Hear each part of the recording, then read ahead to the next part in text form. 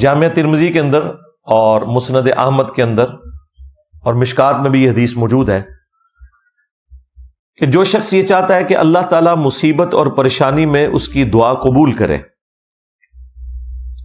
تو اسے چاہیے کہ جب آسودگی اس کے اوپر ہو، جب وہ خوشحال ہو، ان دنوں میں بھی اللہ سے مانگا کرے.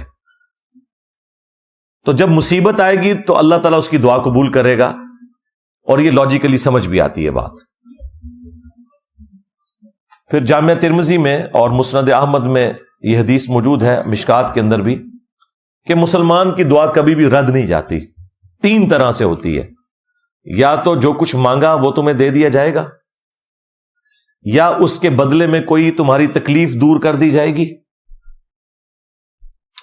یا پھر وہ دعا سٹور کر کے رکھ دی جائے گی، قیامت کے دن اللہ تعالیٰ اس کے بدلے نیکیاں عطا فرمائے گا.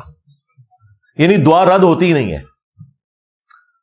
صحابہ کرام، لیکن دعا کا ایک پروٹوکول ہے، وہ جامعہ ترمذی کے اندر حدیث موجود ہے، مشکات کے اندر بھی ہے، کہ نبی علیہ السلام نے فرمایا کہ جو شخص اللہ تعالیٰ کا ذکر اور درود شریف پڑھ کے متوجہ ہوتا ہے اللہ کی طرف، اللہ تعالیٰ اسے محروم نہیں لوٹاتا.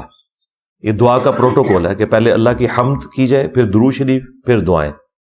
اور آپ دیکھ لیں جب ہم نماز میں تشہد میں بیٹھتے ہیں تو پہلے اللہ کی حمد کرتے ہیں، پھر درود شریف، اور پھر دعائیں آتی ہیں. یہ وہی ترتیب ہے.